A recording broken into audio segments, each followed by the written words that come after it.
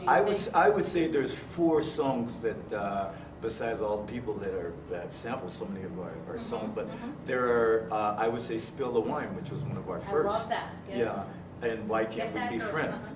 Take That Pearl.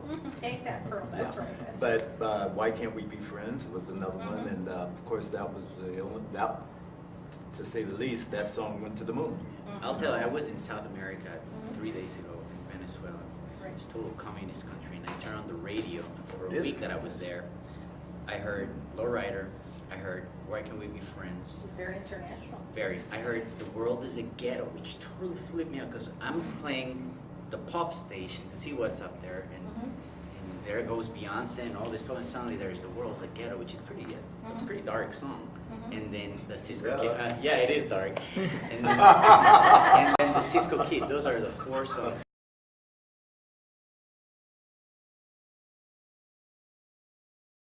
The one that came in the 90s that has been here longer than, besides Lonnie, than any original member is Salvador Rodriguez. Okay, yes. Yeah. Sal came in right after Papa D passed away. He is a legendary drummer. I mean, he's played with Duke Ellington's orchestra, Tom Jones, Jose Feliciano, And Little Joe. How did you two connect? Yeah, Okay, you came in, what, 6 years ago. How did you connect? My friend J.B. Echo, who's a producer, songwriter for Carlos Santana and also Madly and all that, he was the one that replaced Howard Scott, original guitar player for War back in the, he was a little kid too. He left the band to pursue his solo career, and I met JB, and then we started recording and had a band together, which JB gave our CD to Lonnie, and he had it in his car. So when the time came to, they needed a bass player to go do just one week. They needed a bass player substitute to go to Japan. And Lonnie called JB, my friend, and saying, that bass player in your band, that CD, that's the one I want. Call him up. So my friend JB called me up, and he goes, hey, do you want to go for a week with War? And I'm like, of course. Is the Pope Catholic? Now, what kind of question is that? Yeah. And I just went there visualizing just a week. You know, I did my charts, I had the thing, and I was just going there with a substitute mentality. I said, no, we don't do that. Yeah, the first show, right? I had, because you know, I'm not part of the band. I'm just a sub. I just want to make sure that they go smooth. So I had my charts on the floor, and I'm reading. And then at the end of the gig, Lonnie goes, "Dude, this is funk. What are you thinking?" He goes, "You make no mistakes. That sucks. I don't like how you play." He goes, first show, after the show, like, I hate how you play. You don't make any mistakes. Playing too perfect, and he was playing in tune. So I like threw everything away, and then, you know, he goes, what I learned from this guy, besides how to play funk, which is an honor for me that I had to learn between him and Sally, you know, he said, mistakes are a creative force. And I'm like, explain. And he goes, okay, go and mess up. If you leave it like that, then everybody's going to say, oh, that's a mistake. But if you repeat it again and you do something creative out of it, then it becomes an arrangement. Yeah, it becomes a creative thing, you know. And I was like, wow, what a concept, you know. Thinking, that's exactly. White man's disease. Stop thinking. and whenever, like, exactly. Sorry. Well, you two work well together, I can tell. We do. Well, the whole band, you know, we're family. And, then he goes, that's even more. Exactly. Another good thing about Lonnie is that I've learned, you can be tired, hungry, food poison, everything. But when you're on stage, he said, you can be pissed off, not getting, you know, like everything. But he goes, when you're on stage, if you reflect that, you're taken away from your fans, and that is not fair. So you always keep your fans in mind. Well, that's obvious. Well, they heal you Always. at that moment. Yeah. You feel no pain. You could be shot and still play.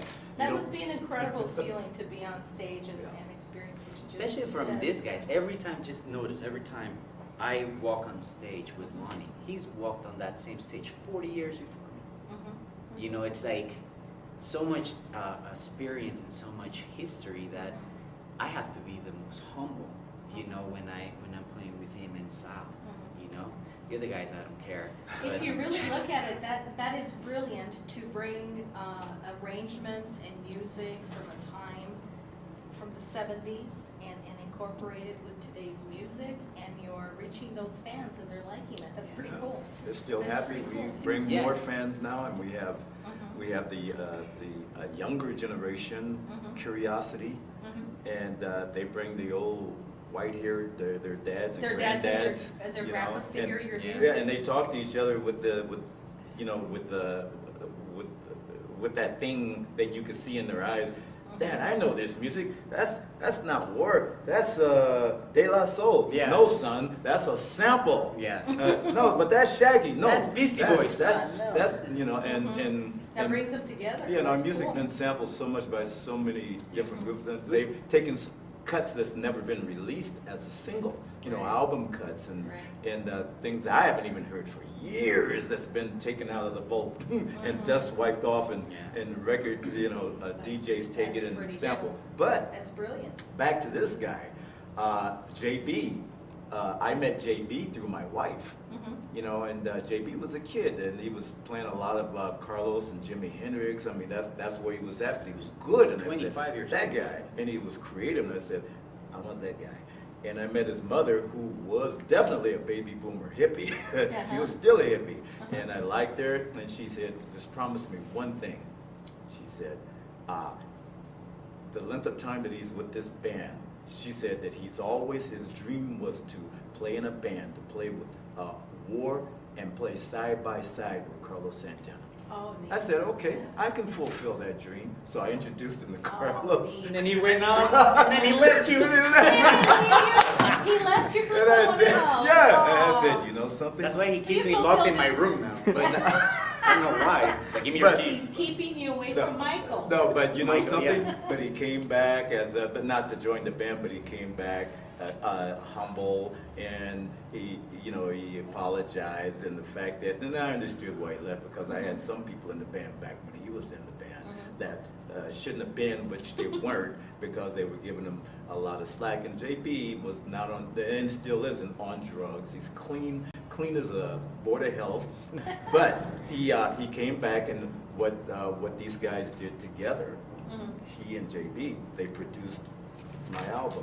His solo record. I did see that. Yeah. That one, hey, there it is. Yeah, there's the full It was story. very simple because when I joined the band, and I'm like playing with Lonnie, They act like I was in a wheelchair. and I'm like, oh my god, like this is amazing because from a musician's point of view, like The real colors came out. when you play with Lonnie and when you're playing war stuff, you're like, okay, he's an amazing funk keyboard player. Then when we split up from the band and we go do our stuff, you have never heard this guy play jazz. He's an incredible jazz I'd pianist. love to. Yeah. Incredible musician, right? So I said, Lonnie, we're so busy with touring and war, and you guys already did hits and hits. Like there's no need to record anymore with war because of the legacy that you guys have. And I said to him, why don't you let me get you a deal? I went to Berkeley College of Music, studied music business and management, so I had that business thing Background. kind of set.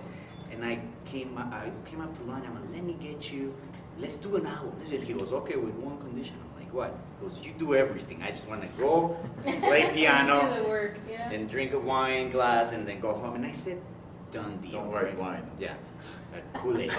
Yeah. Done deal. So I went to my friends at Concord Jazz, got them a Energy record juice. deal with Fantasy, which is Fantasy Records, old school label. And we did an album called War Stories, which I don't want to say unfortunately, but because of our hectic touring schedule, kind of got, we Conflict didn't give of him interest. the attention that he needed. But we're in the midst right now of re-releasing, reprinting, and going hard at it because it's a beautiful album. And it really shows, like, you can hear all the War albums, but then when you hear the Lonnie solo albums, you can totally hear where the War sound comes from. Because a lot of it's, different. it's subtracted and put it by itself. He's like the John Lennon of the Beatles. Exactly. It's like if you eat a apple pie, Mhm. and then you go and just eat an apple, and you. Now I know. That's the taste. That's where it Wow, comes. this The core. guy loves you. Good for It's like good my for dad, him. man. He showed me around the world. Helping raise